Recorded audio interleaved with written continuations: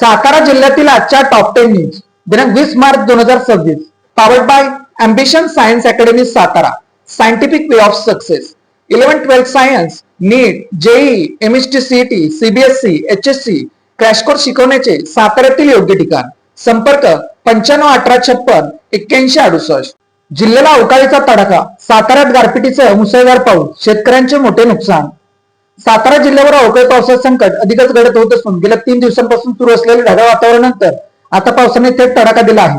कोरेगाव आणि फलटण तालुक्यात गारपिटीसह झालेल्या पावसामुळे काढण्यात आलेली पिके अक्षरशः मातीमोल झाली आहे.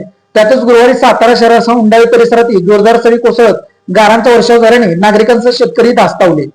हवामान विभागाने आधीच अवकाळी पावसाचा अंदाज वर्तवला असून वातावरणातील बदलांमुळे पुढे काही दिवस जिल्ह्यात असेच ढगाळ वातावरण आणि अधूनमधून पावसाची शक्यता आहे. उत्तर मानला पाणी टंचाईच्या झळा मान तालुक्यातील 2 गावे व 19 वाड्या असताना टँकरने पाणी सुरू जाणवू लागल्या दुष्काळाच्या झळा.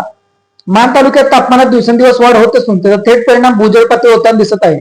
विशेष उत्तर मान भागात पाणी टंचाईने गंभीर स्वरूप धारण केले असून अनेक ठिकाणचे तलाव विहिरी आणि बोरवेल कोरडे पडल्याने नागरिकांच्या पिण्याच्या पाण्यासाठी मोठी धडपड करावी लागत आहे.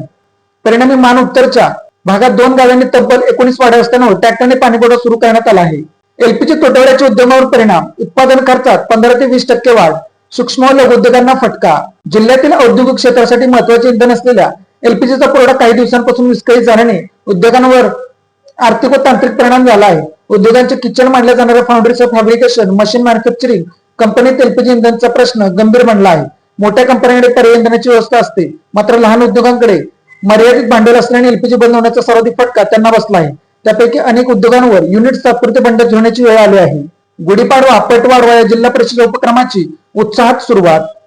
जिल्हा परिषद शाळांचा पट वाढवा तसेच त्यांची गुणवत्ता वाढावी पालकांमध्ये जिल्हा परिषद शाळेच्या बातमीमध्ये आत्मविश्वास वाढावा सर्व शासकीय योजनांचा लाभ सर्वसामान्य विद्यार्थ्यांच्या पर्यंत पोहोचावा या उद्देशाने जिल्हा परिषद माननीय मुख्य कार्यकारी अधिकारी याश्री नागरे यांच्या संकल्पनेतून गुढीपाडवा पट वाढवा हा उपक्रम जिल्हा परिषद शिक्षण विभागाच्या वतीने राबवण्यात येत आहे. त्याची सुरुवात जिल्हा परिषद शाळा उमरेज येथे मुले मुली तालुका कराड येथे माननीय मुख्य कार्यकारी याश्री नागरे यांच्या हस्ते झाले. यावेळी मुख्य कार्यकारी अधिकारी यांनी सर्व दाखलपात्र विद्यार्थ्यांचे स्वतः स्वागत केले. सातारा तहसील कार्यालय परिसरात चैन स्नॅचिंग वृद्धीचे 3 तोळ्यांचे मंगळसूत्र लंपास. सातारा शहरात सलग 2 दिवसात 2 चैन स्नॅचिंगच्या घटना पोलिसांच्या कार्यक्षमतेवर प्रश्नचिन्ह उपस्थित. साताऱ्यात दिवसाढवळ्या वाढत्या चैन स्नॅचिंगच्या घटनांनी नागरिकांमध्ये भीती व वातावरण निर्माण झाले असून पोलिसांच्या कार्यक्षमतेवर प्रश्नचिन्ह उपस्थित झाले आहे. सातारा तहसील कार्यालयासमोर परिसरात एक 72 वर्षीय वृद्धीचे 3 तोळ्याचे मंगळसूत्र अज्ञात चोरट्यांनी हिसकावून नेल्याची घटना घडली आहे. वृद्ध महिला पळवी नाका बस स्टँड मार्गावर चालत असताना समोरून आल्या दुचाकीस्वाराने त्यांच्या गळ्यातील मंगळसूत्र क्षणात हिसकावून पळ काढला. जिल्हा रुग्णालयात जिवंत अर्भकाचा मृत्यूवरून खळबळ 12 तास उपाशी ठेवल्याचा आरोप हायकोर्टाने दिले चौकशीचे आदेश. रुग्णालयाचा बचाव कोणताही अलगर्जीपणा नाही. सातारा जिल्हा शासकीय रुग्णालयात घडलेल्या एका अत्यंत संवेदनशील आणि धक्कादायक घटनेमुळे आरोग्य व्यवस्थेवर प्रश्नचिन्ह निर्माण झाले आहे.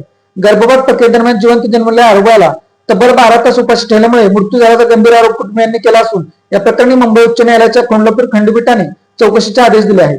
जिल्हा शल्य चिकित्सक डॉक्टर युवराज करपे यांनी सांगितले की बाळाचे वजन केवळ 750 ग्रॅम होते. आईएल नसून तिला हायपोथायरिझम होता. बाळ अत्यंत कमी दिवसांचे असल्याने त्याला थेट फिडिंग करणे धोकादायक होते.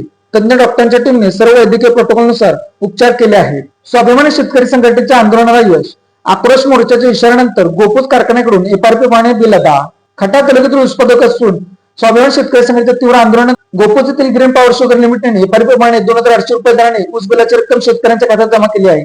साखर सुरुवातीला कारखान्याकडून 3300 रुपये दराची घोषणा करण्यात आली होती मात्र प्रत्यक्षात देयता थकल्यामुळे शेतकरी संतप्त झाले होते.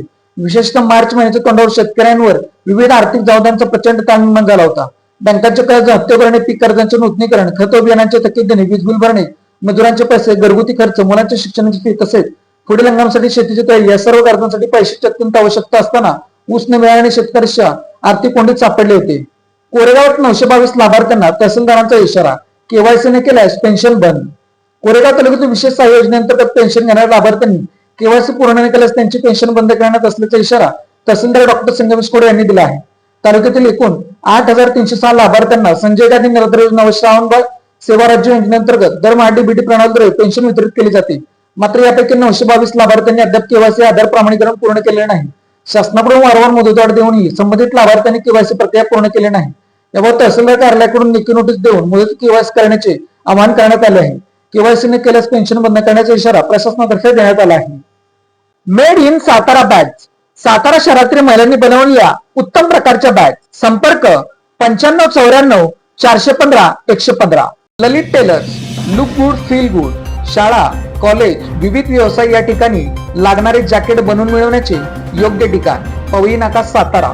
अशाच बातम्यांसाठी जिल्हा सातारा या यूट्यूब चॅनेलला सबस्क्राईब करा. व्हिडिओ आवडल्यास व्हिडिओ लाईक करा, व्हिडिओवर कमेंट करा आणि व्हिडिओ जास्तीत जास्त लोकांपर्यंत शेअर करा.